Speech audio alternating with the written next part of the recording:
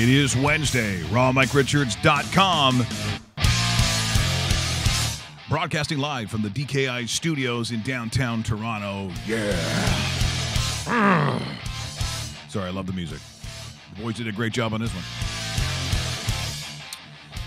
234 King Street East. That's where we are, the Pacific Junction Hotel. And today, courtesy of the NHLPA, they did a little survey. And so, Davey, the kind of questions like what? What are they looking for? Well, the thing I like about it is they have a player base better than anybody else because they actually run the players. So 500 NHL players from all 31 teams in on the survey. 3 top questions. Who's the toughest to play against? Who's the toughest to score against? Who's the most underrated player? And let me just tell you this. The answers will surprise you. Yeah. And or maybe they won't, but it sounded good. So much more. And so much more. I'm also going to show you and play you as we get closer to the playoffs. I was trying to think, do I actually have a favorite playoff goal? And I started sifting through those that I thought. Yes! I do have one. I know you do. I do have one. And it's a bit of a cheat. It's a little biased. Could I guess? Nope. I was going to say Dale Howard, Calgary Flames, 1984. No, that's not. That's not it? No? No. Dave Ellett, Edmonton Oilers, No. against the Edmonton Oilers? No. It's also not Steve Smith either. It's the most heartbreaking goal, I think. I know. I don't know if I've ever seen anything worse than that. And why isn't Grant Fuhr hugging the post? I'm sorry. I think it goes on both sides. It's just every time, and I know it comes up, when we talk about the crazy goals, but before they use the soccer term, own goal. Like I hear that time to time, people saying that, and I guess it does make sense. Yeah, but it's kind of but it's a soccer term. It's a soccer term. Yeah, don't use it in hockey, and don't use nil in hockey either. Yeah, not nil. Like yesterday, Nashville wasn't 2-0 winners over what was it, Dallas? I forget who it was. Hey, are we matching? Go to Mike for a second. Go me? Me? Yeah. Yeah. I like it. Yeah. You want to do karate in the garage? Yeah. Hey, 2 shades of gray. Whoa. Oh. Well, if I only have 2, I know what they are. Yeah. And if you guess this, okay, look. All right. Hold on now. Easy, everyone.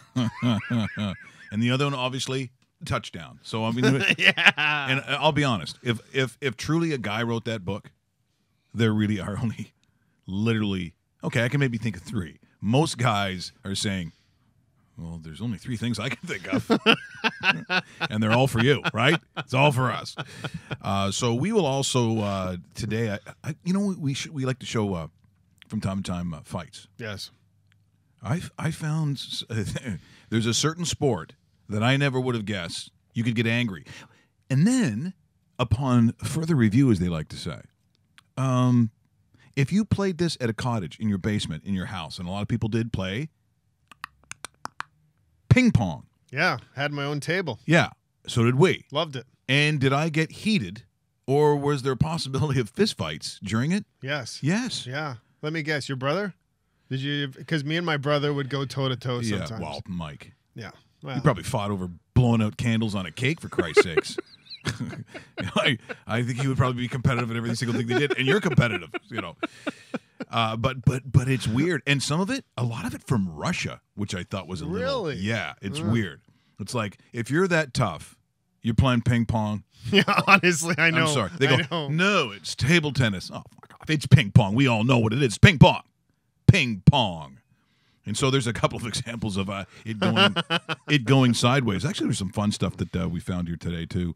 And here's another one that I have not been to a PGA event. I just haven't. I've never covered it. It's not my thing. I've done, where they had pro-ams, and I had to go out with Lieselot Neumann, which was weird. Boy, she couldn't get away faster from me than as if she was running from a burning building, because she realized right away she was in trouble. I had cocktails with me right off the start, and I wasn't playing. I was just in the group.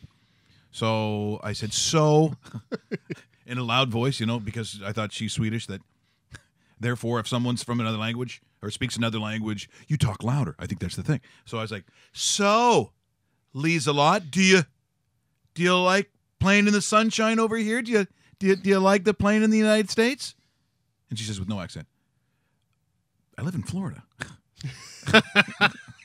Okay, Strike. Oh yes. And I said, then I went through the. So it was an LPGA tour event? Yeah. So it was at Glen Abbey. Okay. And then I said to the caddy, I said, Lisa, can we get him something different to wear? I mean, he's wearing the prisoner orange overalls. He looks like an extra from the Planet of the Apes. I'll be honest, it's not that good a look. Strike two. Oh no. And then I said to him, I said, so you are you close with Lisa Lott? He goes, oh yeah, I'm pretty close. I said, ever been to her house for like dinner or Thanksgiving? And Strike three, you are out of there. They were gone. I said, I'm spilling my triple Ryan ginger anyway. Go ahead, you golf on your own. I can't see that at all. You're probably wearing flip flops. Oh yeah, I think I was. Flip flop. I don't know. He golfs in them, folks. Yeah. It's normal, okay? It's true. Get off our backs. It is true. If you want to play us, I'm telling you to lose. Yeah. If I have a decent game, Dave can play. You think you're going to win? Nope.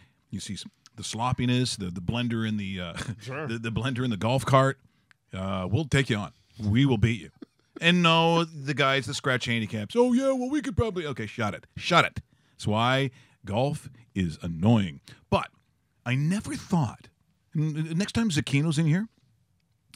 Because he talked to Lefty before I saw the picture on Facebook. Yeah, before, Lefty ended up winning that playoff. That was awesome over Justin Thomas. The heckling that goes on. So this is during the Ryder Cup, and I'll show this later on in the show. So Rory McIlroy is coming by. The guy heckling. Now, you can take a look at it. You tell me. The guy heckling out loud as they're leaving, the green, going to a tee box, and they got to go through, and people are, yay, go Rory. This guy starts heckling Rory McIlroy as he's recording it. Now, maybe it sure sounds like the guy with the camera. And then Rory comes over with the marshals. Which guy? That's this guy here. It's so embarrassing. That's actually what he sounds like, too. He does have a heavy accent. Like, why would you do that? Like, why would you? Because he wants clicks. He wants to go on YouTube and put his little video on with his 3 Facebook friends and get his 2 likes. And you know what I mean? It's stupid. It probably was the Ryder Cup when it was in the States or something like that, because that's when the Americans are going to be the loudest. Trust me. If you're an American golf fan, the Ryder Cup has not been your friend in quite some time. No. And when you go to Europe, you get boned. Boned. The old international fisting live on 4 days of television. That's what you get. It was always guys that like the Europeans excel at that format. They love it. I mean, as much as I always ripped into Sergio Garcia. He was lights out. Oh, my God. Like an Ian Woosum. Lights out. All of those guys. Ian Poulter. It's like, where the hell did you come from? They ate them alive. And I always thought it's because, and again, we'll get a guy like Zucchino on. I always felt that the Americans always played really tight, like really uptight. So when it was the K Club in Ireland, so there you are, Ireland, and the K Club is close enough to Dublin if you want to go, like relax, have some fun. It is the home of fun. It's Ireland, for Christ's sakes. And they, again, got whooped because they just are uptight. And anyway, so we'll take a look at that today because I thought it was really bizarre to do that. Okay, so let's also get to the Raptors, who last night decided to show up in the second half. Is that what you're going to say? Because that's what I fourth quarter. Holy crap! Fourth quarter. I'm going. I can't believe I took minus 11.5 on these guys. I said to Dave, I said, I'm dead. Yeah, we were getting nervous about that game. I said, I'm dead. I said, these guys, they almost look disinterested. So does that mean? And again, you hear me talk about it on the show, and you have for years. The culture of winning. What the culture of winning for me says, even when you don't play your best, you still believe at the end of the day, at the end of the game, actually, in this case, that you're still going to win, that you're still going to win. But the culture of winning also says that the other team feels it too. It's like the Tiger effect. You're 7 in front of Tiger on a Sunday. How'd you feel about that during the Tiger days? Not good. Yeah, 7. You're going. I don't think. And especially if you were grouped up with Tiger. Now, if you're 7 down and you're probably not grouped up with him, but if you have a 2 or 3 shot lead and you're grouped up with Tiger on day number 4 and he's wearing his red shirt tucked in with his white belt, you're losing. Or he's not in your group and it's Russell Graham and he's up 7 strokes. Yes. On the tee box from Mississauga, Ontario, Russell Graham. Boo. You fucking suck. Thank you. Actually, I do remember what it was like in the Hockley Valley last year. That was awesome. That was the best. Here's Russell Graham, and he chunked a putt. I haven't seen that before. How old is he? What is he, 10? Anyway, so I forgot what I was going to say. Yeah, that's okay. I lost my track. So here is the culture. Oh, sorry, I was going to say if Russell's out there and he misses one putt, and you can hear in the other holes. You look up at the board, and all of a sudden, Tiger goes from 7 to 6. The culture of winning tells you that Russell, or I'll be honest, Phil, any of those guys in those days that would have been in front of him. You can hear it. You know it's coming. Absolutely. And guess what? That culture of winning was the pressure. Now, I don't know, and I can't say that the Raptors have won enough that they have created that culture of winning, but something tells me in sort of in the microcosm of this season, maybe they do. Because they kept it until the 4th quarter, and then at some point, they just rolled over Atlanta like it was no problem. So once again, property of the National Basketball Association and the NBA broadband properties. Here's what the Raps did, literally saving it all for the 4th quarter. Inside. Jakob not yet. The other way. Prince with the denial.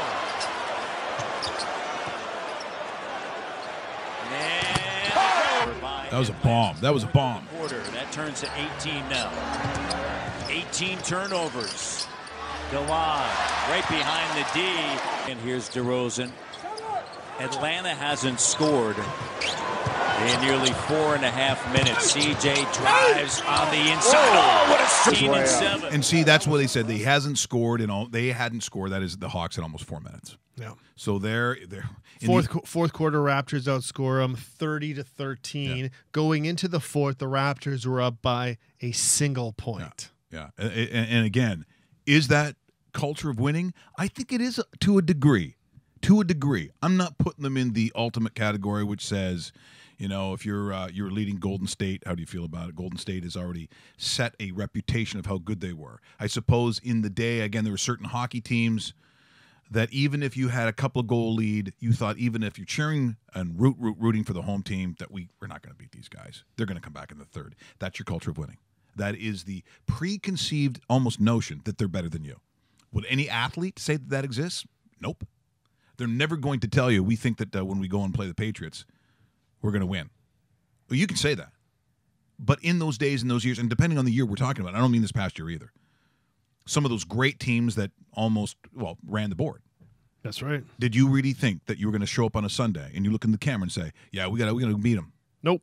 You know deep down the odds of that are small. That's culture of winning. By the way, speaking of the Patriots, Mike, Ed Hockley, the big-time referee, retired yesterday from the NFL. We're going to actually try to get him on the show. Oh, wow. And what I'll ask him is, are the Patriots retiring his number for all the calls that have gone the Patriots' way? Okay, that maybe that shouldn't be question number 1. No, 3? Number 3? Yeah, We're going with 3? Okay. Who's the one with the big guns? Is that him? Ed Hockley, yeah. Then just say, you did the best job ever. You know what? Yeah. That guy should have his own workout videos. As soon as he's done, I know they don't make videos. You can put them online. The Ed Hockley workout video. Ed Hockley and Stroman's dad. Yes. Yeah, no kidding. They look like they could have bicep curl competition. Those dolls that kids get, Yes, they just look like stupid muscles on them. It's exactly what they look like. True. The He-Man dolls. That's what they look like. It's ridiculous. So the Raptors continue to win. Can they take this all the way into an April, into a May? I was listening to Stephen A. Smith talk about it on ESPN with a bunch of others. The consensus still is, south of the border, that at some point, LeBron and friends, when they decide that they're going to play, that Toronto still cannot beat them, will not beat them, and even if it's in let's say it's not a final, that nobody's going to beat Cleveland. Do you still feel that way?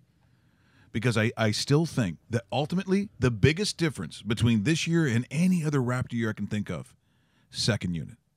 That second unit comes on and puts a beating on you. And the other thing is the philosophical difference offensively, which we've talked about time and time again, that it becomes a bit of a three show. We've never really seen it to this level that we're seeing it now. And when Jonas Valanciunas, when JV is shooting the three, wow. Now, because what, you're going to play perimeter defense on that 8'9" guy? Mm-hmm. I don't see. I got my fingers crossed, but I'm really hoping that you see a great run with this Raptors team. And for the, again, biased opinion, I'd love to see it for Dwayne Casey. I think they're going to the championship, actually. And Masai. Yeah. You know, they've done it right. Fantastic, exactly. And they've been very patient. And they've been patient with each other, which is key, too, because a lot of times, even though you have a good relationship, sometimes the guy you have the good relationship with, it's kind of like, are you going to do it? Are you going to do it? Are you going to do it? And they had enough patience with it to see this thing through. I can't wait. This playoff run could be the greatest type in franchise history. I think it will. I was going to say this might be the greatest in Toronto history since the Toronto Blue Jays winning a World Series. Well, I think for Raptors fans, since the heartbreak of the Vince Carter then going down to graduate and coming back and losing to the 76ers, they had the last touch. I think you're going back to at least similar feelings about this team because I see no reason why they can't. You're watching RawMikeRichards.com, also on the dedicated YouTube channel, NHL. Yes. Ted the Viking, who has from time to time sent out sarcastic tweets about where is Patrick Laine.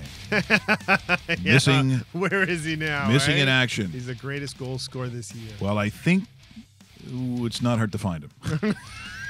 And it certainly wasn't hard to find him last night. Woohoo! He is a machine. Let's face it. Even looking at some of those, as they say, exhibition hockey games, you know, when he still basically was junior age. Yep. And they played in those world tournaments or whatever. Sometimes there's too many of them. Again, I feel the same way about those kind of tournaments as I do about stadium hockey. Just let me know when it's for real because I can only take so much of the other stuff. He looked like a man. Yep. He plays like a man. And again, even though they're completely different players, different position, I felt the same way about Peters Forsberg, right? Mm-hmm. The defining Swede that crushed, you know, even the opinions that say of, you know, Don Cherry, who wasn't a huge fan of the Swedes in the early days. You're not messing with Peter Forsberg. And I feel the same way about Laine. Not only can he score, he'll throw you through the boards. Yeah. You gotta 6'5", 220 pounds. He's now second in goal scoring in the NHL with 38 goals, 18 goals in his last 19 games. He's 2 away from Alex Ovechkin for the overall lead. Still has a month left in the season. Guess what? Footsteps. Ovechkin is hearing footsteps. And I think at the end of this season, it will be Patrick Laine winning the Rocket Richard Trophy for most goals by an NHL goal scorer. And man, this guy is on some sort of tear. It's been a lot of fun to watch. And yesterday, even the celebrations of the goals, there's no high-fiving into the stands. There's no riding the stick. The guy scores and celebrates like he's done it a million times before. I love that. You know, the whole thing that came in, I'm not sure what year you talk about the bench celly, you know, going through. Yeah. It's not from, I know it started, hey, they started that when they were kids, and then I guess once they got to pros, it became something that you saw in the professionals.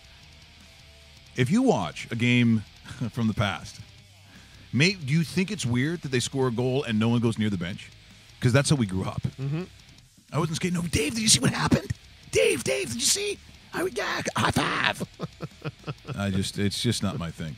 Just go to the face-off circle and try to get another one. Seriously. Well, like the Leafs did in the playoffs against Atlanta in the day. I suppose it wouldn't have been 3 goals in 22 seconds because 5 minutes was, hey, no. Score a goal, go back to the circle. Now. It did look weird, though. Oh, yeah. But that's the way it was, yeah. right? Because guess what? You were a man. You're not 10. Yay, everyone's a winner. No, you're not. So there's a lot of losers. Completely. You're going down the bench. There's Russell Graham. High five, Mike. Yeah, okay, whatever. It sounds like Russell. Russell's that mean that continually today you've been, you know, told that you're not a good golfer. Now you're the worst guy on the team. The impressions we do are like you're an Oompa Loompa. It's not right. Let's go to the Russ cam. Let's go live. Let's get some feedback because people are like, well, why? Even Bob watching in Chicago, he actually sent a really great email to me yesterday about yesterday's show and Warren Sawku and the baseball talk. He's going to send some stuff to the White Sox actually about our show yesterday, which is so great. He writes really great emails. We appreciate that. And once again, you probably can find my email. I don't know if it's out somewhere. I've never given that out, I don't think. But it's kind of easy to remember, though. But also Twitter. Just send me a tweet at Raw Mike Richards. Bingo. We appreciate it. Bob's been a long-time listener, going all the way back to Calgary, so we appreciate that. Right on. And he defends roast beef. Yeah, fire away, roast beef. So you're in the game, man. Yeah, we're friends. We're okay. We're We're still cool. I still bought you a cool. donut today. Yeah, you donut. did. Yeah, That helped. That's nice. I know my stuff. As far as the golf comments go, I got new clubs, so I'm looking to go from a brand new set of Northwesterns, eh? Cooper? No, I can't. What kind?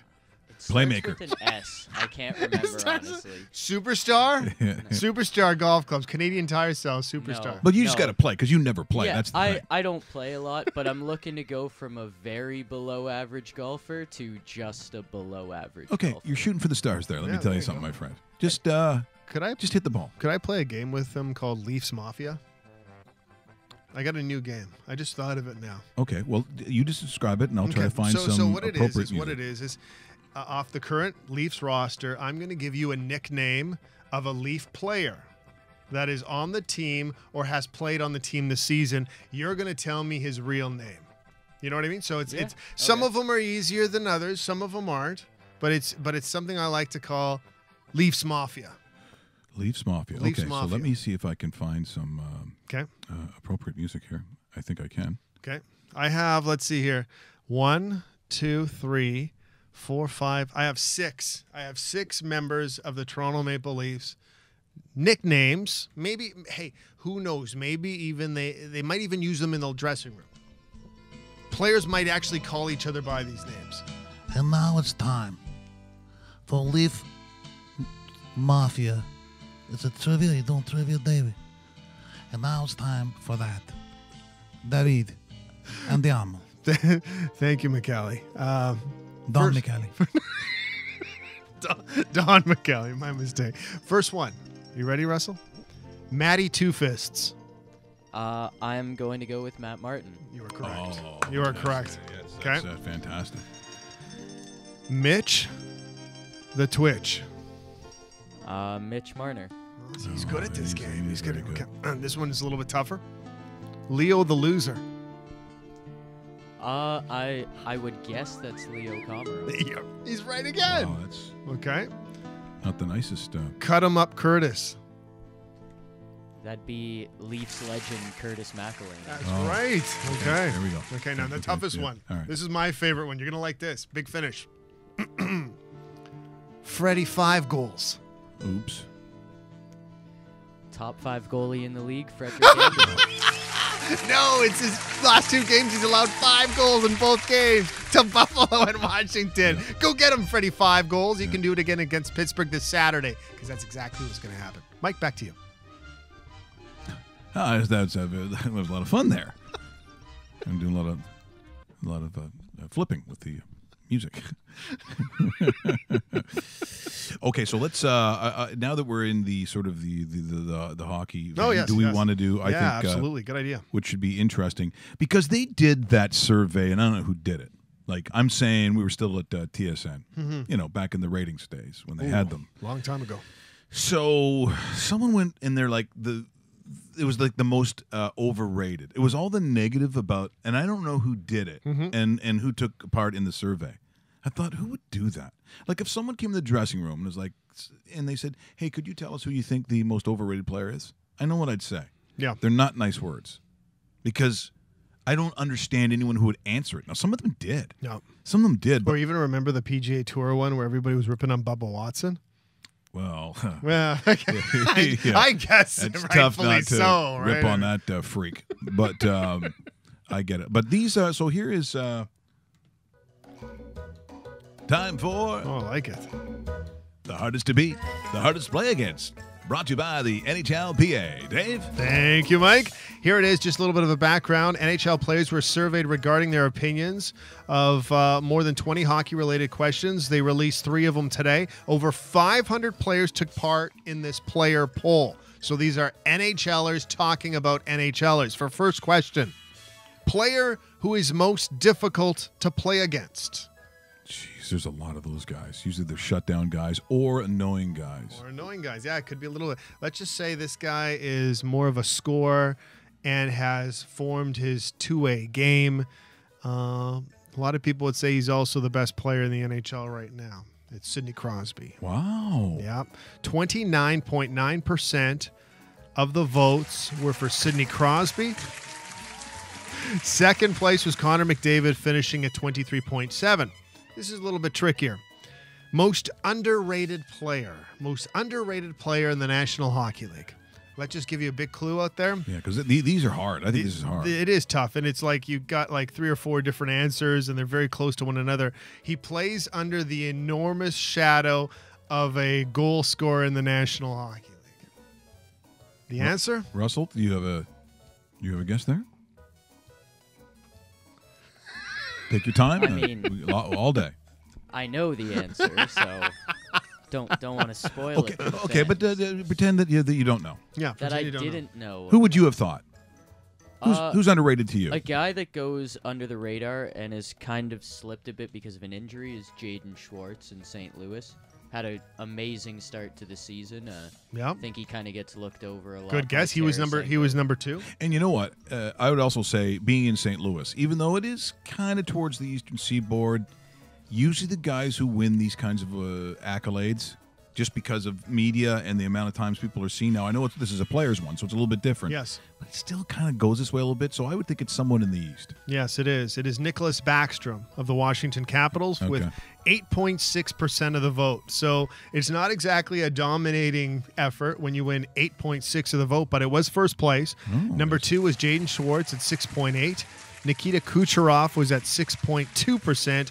And Alex Barkov for the Florida Panthers at 6%. So it was really split. When you see the guy that's leading just under 9%, there was probably 13 to 14 players on the actual ballot that actually crack that top level of voting for it. So next question. Final question. Goalie who is most difficult to score on? I'll give you a clue. See, because you have to think that if they're looking at the last couple of seasons, it might skew. I'm just guessing. And let's just say it wasn't necessarily for this year. Well, then I think the answer. I think they would say Carey Price. It would be Carey Price. Yeah. Carey Price at 41% of the vote. Number 2 would be Jonathan Quick. Not sure how he landed in the number 3 position. Maybe it's more respect than anything, but Henrik Lundqvist was number 3, and Sergei Bobrovsky was number 4. You know what? I think, again, like I mentioned with Carey Price, I think if you're looking at King Henrik, it has to do with the body of work over the last probably 2, 3, 4, 5 years. And there are times where, certainly in MSG, I think that he single-handedly could shut down an entire team. Yes. An entire team, year after year, which is why I think he's now at the end of that. I think he's in the twilight of that. Not that he's, this is not a terrible goaltender, but it's like anything else. Well, do you want him now? Because you're not getting the 2007 version or whatever. It's true. Good guy to party with, though, right? If you're gonna go, he's good. You need a wingman like that. He always, to me, he looks like Daniel Day-Lewis, the actor. Cooler version. Yeah.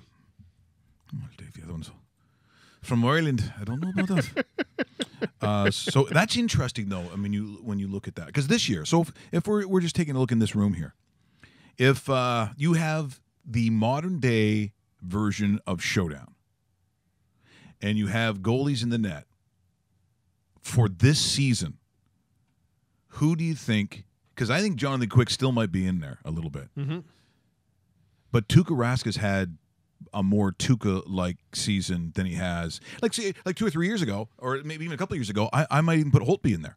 I mean, put Braden Holtby in that category. Yep. But I can't this year. Nope. Or even last year, I think, to a degree. I think you're looking at like a Tuukka Rask. You're looking at an Pekka Rinne when he's on. Yeah, I think you're looking at an Andrei Vasilevsky for Tampa Bay. Who's, Yeah, that's a good point. Like for this year, you're saying. yeah, for maybe an odds-on favorite to win a Vezina Trophy. In the last couple of years, not necessarily this year, but Devin Dubnyk has completely revitalized his career by being a member of the Minnesota Wild and turned into an awesome goaltender. Previous to this season, I know he's been injured, but Corey Crawford is a pretty big reason why the Blackhawks have won Stanley Cups, and a lot of people kind of forget about Corey Crawford because you see the Jonathan Taves and the Patrick Kanes and the Duncan Keiths and guys like that are kind of taking the showcase away from him. But definitely one of those goaltenders even was part of like a top 3 selection if Canada represents or if Canada goes to the Olympics with NHLers. He's part of that mix. Connor Hallerbuck is new to this system, but this year he's probably part of the conversation. Second in wins, 6 shutouts, playing on a top team. You mentioned Pekka Rinne. There's a lot to choose from, right? Here's a weird thing. I need the music for this. A guy that I really, really like. Even personally, I like this guy. Like what he does, even socially on Twitter. He seems to be the most popular guy wherever he goes. Yes. Even popular from time to time on national teams. Mm-hmm. But do you notice? I never hear. Do you think it would be Roberto Luongo? You never hear it because he's. But even 5 years ago, where when it was like they go to the longer than that now, but 6 years ago when they play the Bruins in the final, the Stanley Cup final, I always thought that the weakest part, where there was a weakness in the armor, was in goal, because if you're a Canuck fan, when they win in Vancouver, that is Canada, the gold medal, and Bobby Lou is the goalie. Yep. I would hold my breath because it looked like a giraffe. Just very nervous. Looking down at a golf ball. How does he even see it? He's so tall. It'd go around the crease and he seemed all gangly. I couldn't watch it. I'd have a heart attack every game if I was a Canucks fan. It's hard to watch. And yet he never gets put in that category, but people pay a lot of money for him. Yep. I think how long he's been in the league, even going all the way back to when he starts in Florida. And a good guy. You mentioned That's it, what I'm saying. He's one of my favorites. Yeah, honestly, like the personality. If he's like that on Twitter, you can imagine what kind of guy he is when you're sitting beside him in a locker room. He's the right? best. Yeah, he really would be. Now, doesn't he also go down into the poker? Yes, he does that stuff. Yeah. Plays the cards. Plays the cards. I can almost see him being. I can almost see Roberto Luongo, and I'd be kind of curious to see what actually happens because I don't know if he's going to be leaving the Florida area once he's retired, but he'd be ideal for like an American broadcaster for NHL hockey, where they lack that sort of personality. I know they have Jeremy Roenick, but a lot of times, there's another guy like. Yeah, but kids these days don't know who Jeremy Roenick is. Like I know they know him, but I'm just they saying, wouldn't think of the player side of it. Exactly. A lot of people will sit there and go, Jeremy, player. Yeah, he used to play, but he's been out of the league for so long, right? And I'm not trying to retire him or anything like that, but maybe you look at somebody like I'd say for sure he should be part of the Florida Panthers television network once everything is said and done, because he is Mr. Florida Panther and he will have his jersey retired, and who knows, maybe he's a borderline Hall of Famer too when everything's said and done at the end of his career, but we'll have to see. Well, golf. I mentioned we're going to play what is that? Is someone getting arrested out there? Hope not. I thought this neighborhood was a little nicer than that. Well, we're all good. Let's see if we can find. I'll try this. Does this sound golfy? Let's try. Okay, it's a commercial. Thanks a lot, idiots. Idiots. CIBC. Actually, I love the CIBC. They're my bank. They've been great for me. Here we go. Let's try it this time. Yeah. And now let's talk a little golf. Of course, the Masters coming up very shortly. And not this weekend, though. It is the excitement of the Valspar. Yes, the Valspar. Palm Harbor, Florida, last year's champion, Adam Hadwin. Nobody cares. If I ran over him underneath the Gardner here in Toronto, I wouldn't even stop. Really, eh? Yeah, sorry, Adam. Aww. I'm sure the girl in the car I'd be traveling with might be Lisa Varga. And she would say, did the car just bump?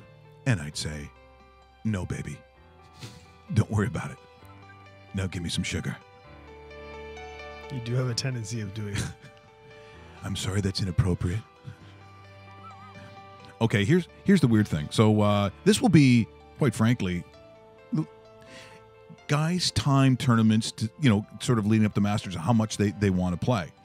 In the old days, Vijay Singh played every tournament in the planet. Yes. You could see him at the mini putt, probably at the corner. There's nothing that he didn't miss. But there'll be a pretty good field, I would say, coming up. Yeah, very good. By the way, I should tell you about the Valspar Championship on sportsinteraction.com, and I recommend logging into it right now. You could play a piñata bet with where Tiger Woods will finish in the tournament.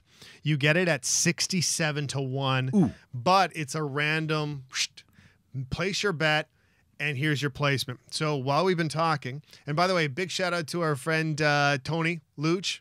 How you doing, pal? I hope everything goes through with that new job. We've been texting as well. He's we got a new job? Yeah, well, on the verge. Oh. I'm not jinxing anything. I'm not going Robin Leonard on you and letting one in before it actually is shot. Anyway, you know what I'm talking about.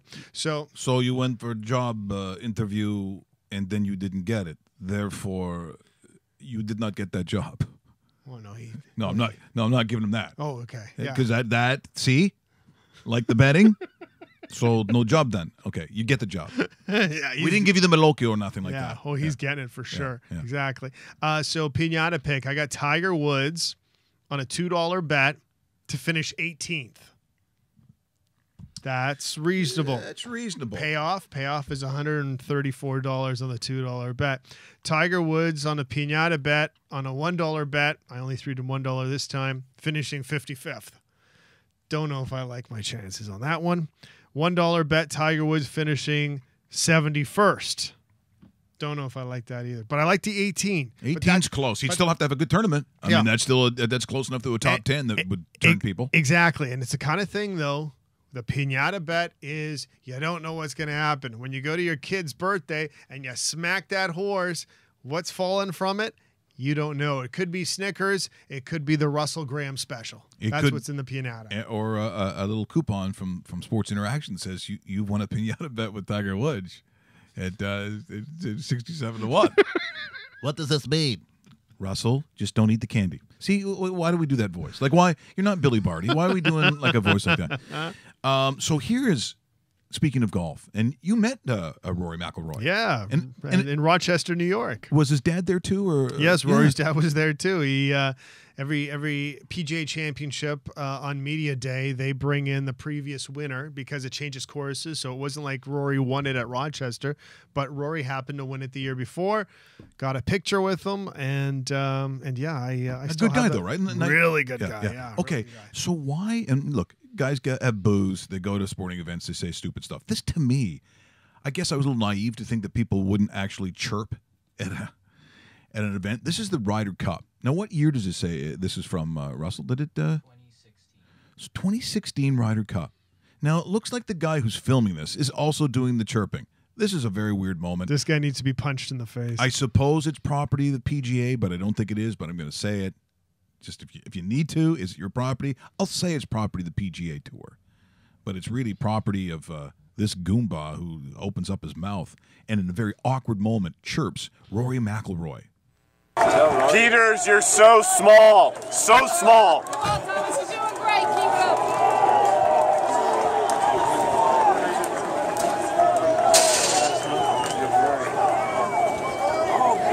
Rory coming up short. That's why Wozniacki left your ass. Suck a dick, Rory. Suck it. Yep. Yeah. There it is. Christ, man. Yeah. Yeah. Yeah. Wasn't me, man. Who said that? Yeah. So just go next to you. Don't let him get at you. It was him. It's all right. It was him. What did I do? What did I do? You said S my C. Actually, S my D. That's my idea.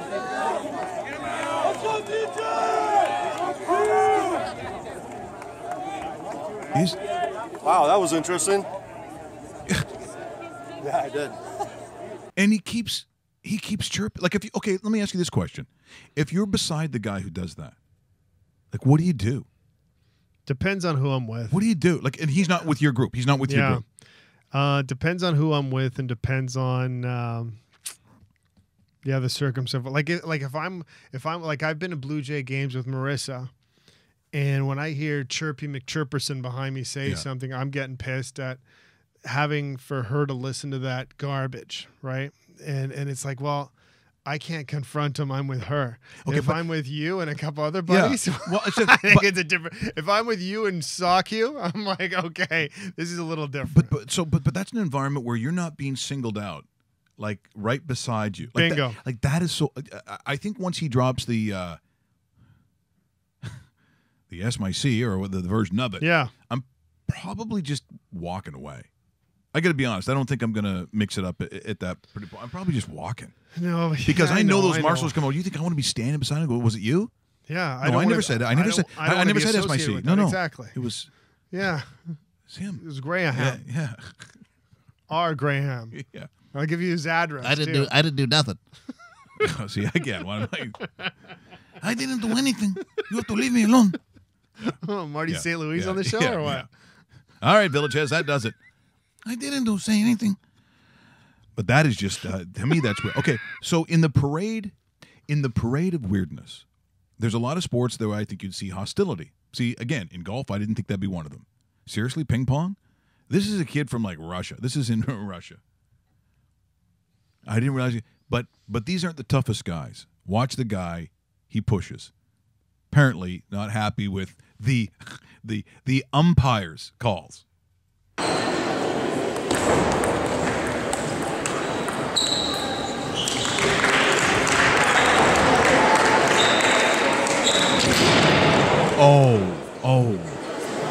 Oh no. And he sweeps the paddle and puts it on the floor. And then he walks by, but nothing happens. They don't do anything.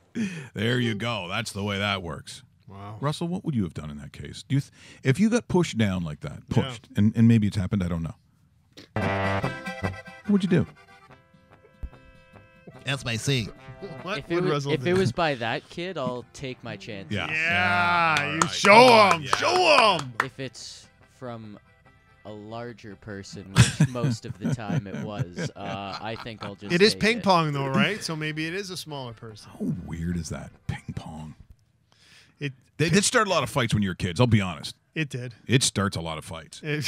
Like I remember playing in elementary school because if the one guy wins, and if he wins and he gives that fucking yeah, that was it. Like blood would come out of my eyes. Sometimes it's just reaction of the other person, and staring down the person and cheerleading in front. That's the stuff that boils. It's like parading around the bases.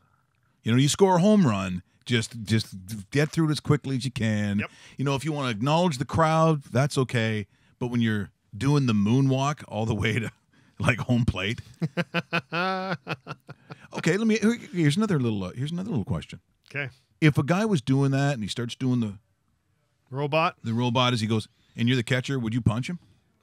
Yeah, I'd want to. I would. No, I would. Yeah. I totally would do that. Yeah. I'd also take note of the number and next time he's at bat.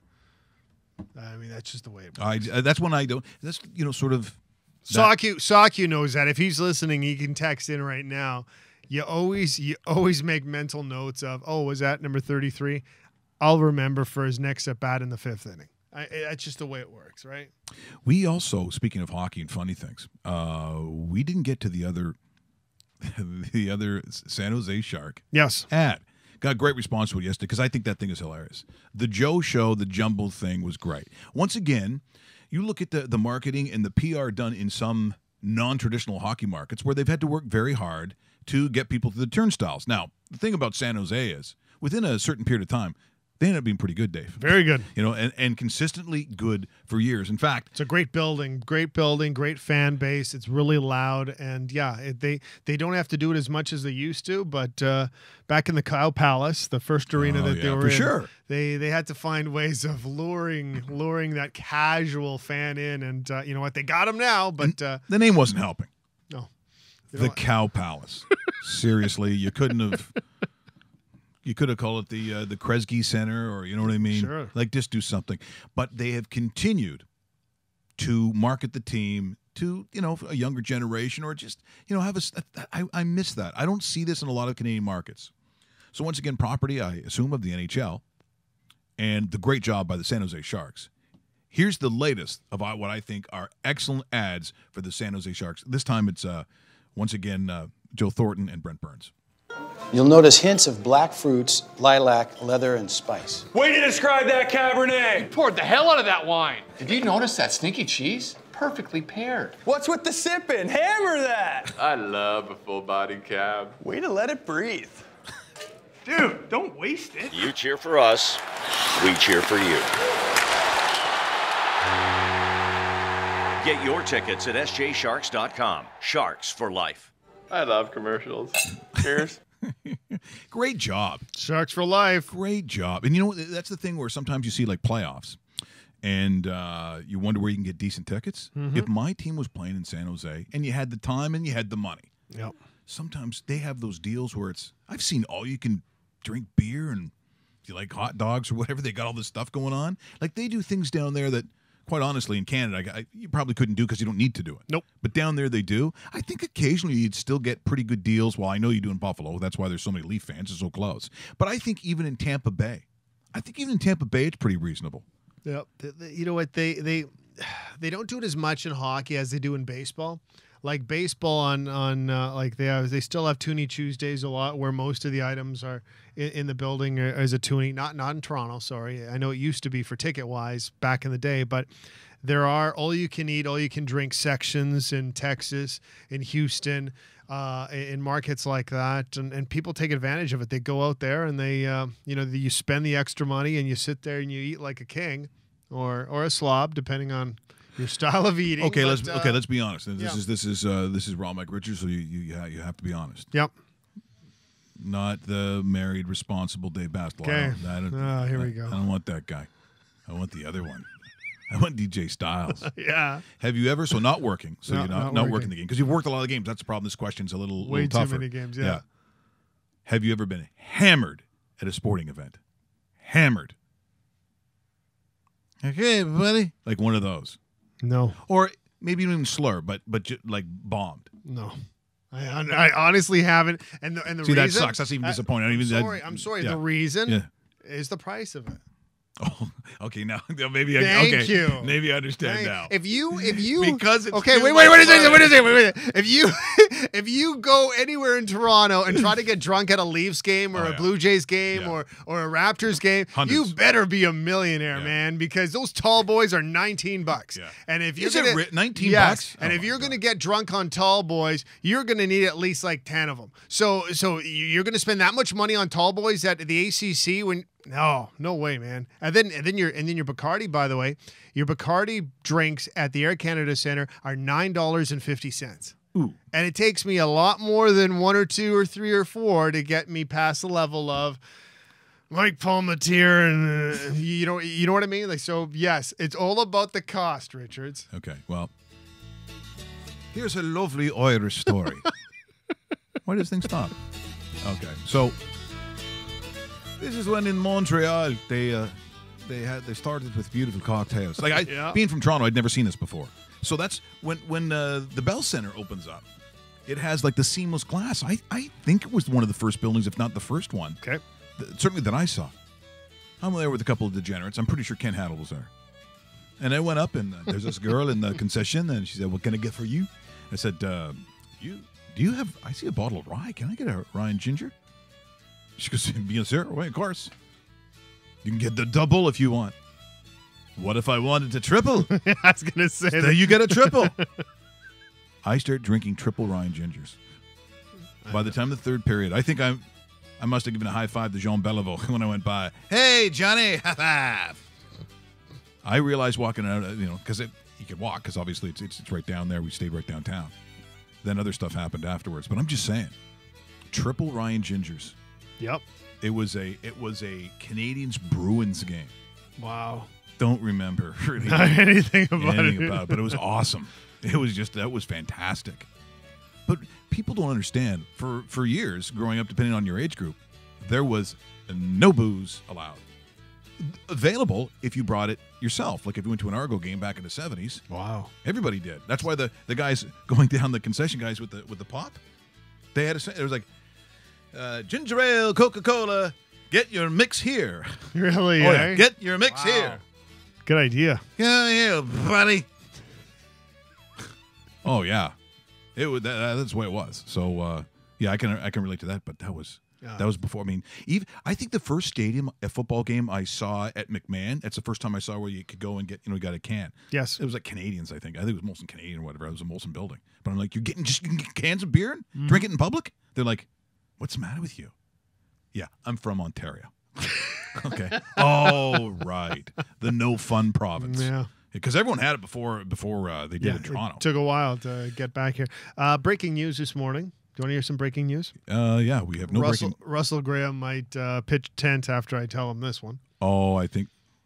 Hold on. Some tent pitching music if you have any. Like he's already smiling. He knows what it is. I think I know what it is too. We'll just play some metal. Okay, here it is. Live from the MasterCard Center of Hockey Excellence, Austin Matthews, who skated on his own prior to practice today, is coming back for a main session wearing a non-contact jersey. So starting to skate, could return sooner than we think. I don't know if it's Saturday against the Penguins, but it appears that he's on track to make a return. I would guess later next week. Mike, back to you. I'm sure he said the coach. Mike would say, "So when do you think you're going to come back? Do you think you're ready to go? When do you think you're ready to go?" Maybe not. Yeah, a couple of days. No, you're ready to go tonight. Get your skates on. Don't be such a pussy. Yeah, I think they had enough of. I think so too. Well, you know what? If you want to build his confidence, just let him shoot on Freddie 5 goals. Right? Oh, that's very hurtful. Okay, so a good moment. Yes, I talked about maybe some favorite playoff goals. Favorite playoff goals. And, of course, if you were a Leaf fan and you were of a certain age, the 93 series was just spectacular. Because you've been starving for years of any kind of excitement at all for the Leafs, where you could really see some promise. You had the kind of talent on the ice where you really didn't know how far you can go. 93 was that year for the city of Toronto and for Leaf fans. And I have to admit, I might know this person. But I still think, listen to Bob Cole calling this. So let's just say property of the National Hockey League. This, to me, one of my favorite playoff goals of all time. Gilmore against Janney on the draw. Gilmore won it. And it's Todd Gill straight up the ice to the blue line. Gilmore takes the pass and shoots it from center. Raffles on the boards. Borshevsky couldn't stop it. Gill again. 3 Blues chasing him. Gill fires it in. There's Gilmore and Borshevsky. Borshevsky put it for shot rebound. Andrechuk, 2 great chances. Scramble for it, and it's still out of there. Into the corner, Andrechuk had a great chance. And then another. McCown kept it in. McCown's drive. A high riser on the glass, stopped on the other side by Gill. Gilmore back in the net. Andrechuk in front with Borshevsky. It is Gilmore waiting around the net, waiting, he's open! Gilmore! Solo job! And he's won it in the second overtime period! How about that? The old garden shaking there, eh? Oh, he did it. Double overtime. Remember to buy his beer, Killer 93. In stores. Oh, maybe today. That was a great goal. That was awesome. Yeah. So you have to think about yours tomorrow. Okay, done. Oh, by the way, speaking of tomorrow, yeah, really excited. This is something I've been waiting for and hoping that it would come through. It's coming through. We have Jerry Glanville on the phone with us tomorrow, the former head coach of the Atlanta Falcons, the former head coach of the Houston Oilers, the guy that made famous on YouTube, and look it up today, where he's ripping a referee and says, "This is the NFL," which stands for not for long if you keep on making them BS calls. Jerry Glanville, the brand new defensive coordinator for the Hamilton Tiger Cats, on the show tomorrow. This guy is a real guy's guy, and you want to join us tomorrow. It's going to be a lot of fun. He was awesome. We're all black. All dressed in black. Gotta love it. Big, massive belt buckle, too. This guy was like the captain of captains. So remember, we'll talk to the legendary Jerry Glanville tomorrow. So he's the DC under June Jones. Yeah. June Jones and Jerry go back many, many years, coached different teams throughout their ages, and June Jones, head coach of the Ticats, called him up and said, I want you as my DC this year. 76 years old. He's coming up to Hamilton to coach the defense. Also have good information that we're also are going to get June Jones as well. That'd be super. This is going to be fantastic. Mastermind of the offense. Yeah, that's right. Hey, thanks for joining us here this morning. Remember to subscribe right there on that thing. Just do it. We appreciate it. Love it. See you tomorrow.